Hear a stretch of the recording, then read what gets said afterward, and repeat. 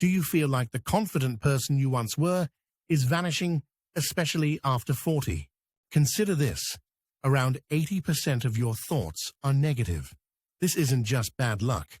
It's fueled by specific, harmless daily habits that you probably don't even notice.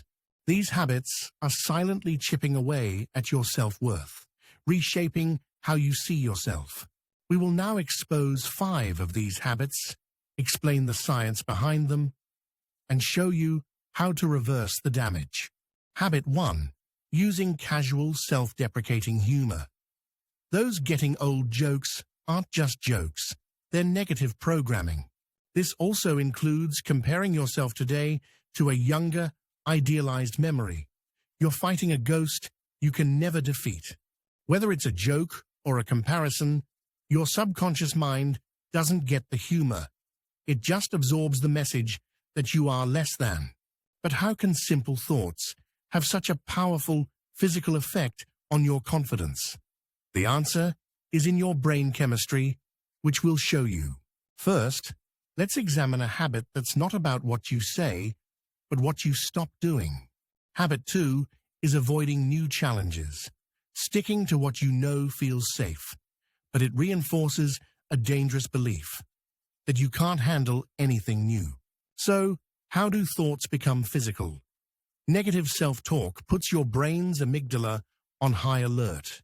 This floods your system with cortisol, the stress hormone, impairing clear thought.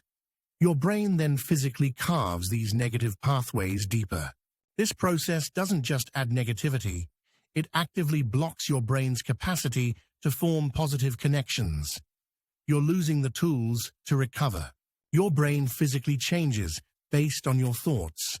Now, how do your habits change the way other people see you? Habit 3. Over-apologizing.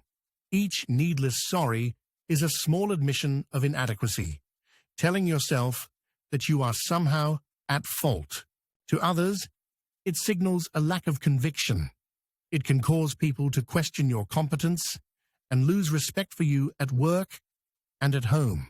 Next is a habit many people mistake for a personal strength: perfectionism. You think it's about high standards, but what if perfectionism is actually setting you up for failure and killing your confidence? Perfectionism is rarely driven by a pursuit of excellence. It's driven by a deep fear of being judged or rejected. It's a defensive posture. And here is the paradox: that fear of not being perfect leads directly to procrastination. You delay starting, which guarantees you miss your chance. We have habits of thought, inaction, and fear. But a 5th habit specifically traps many men in their middle years. Habit 5 is accepting responsibility without authority. You are held accountable for outcomes, but given no real control over the resources to succeed. All these habits are made worse by our modern need for external validation. Checking for likes or praise can become an addictive cycle of anxiety.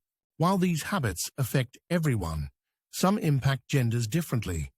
Studies show social comparison can be particularly damaging to women's self-esteem. We've identified 5 distinct habits, but they don't operate alone. How do they combine to create a perfect storm that destroys confidence? Let's connect the pieces. Recall the habit of avoiding challenges. When you do that, you are actively telling your brain to weaken pathways for courage. Here is the vicious cycle.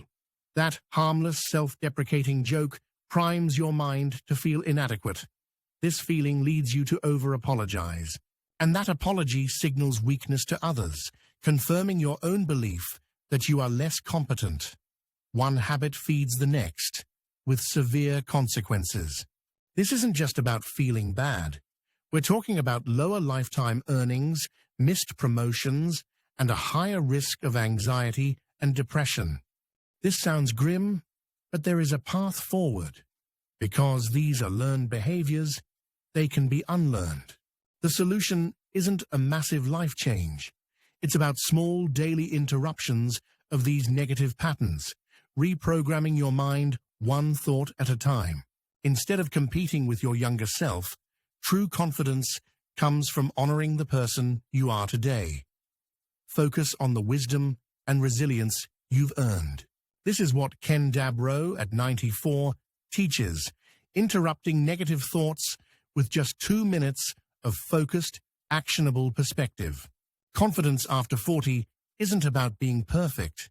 It's about how you speak to yourself. Which one of these habits will you choose to interrupt today?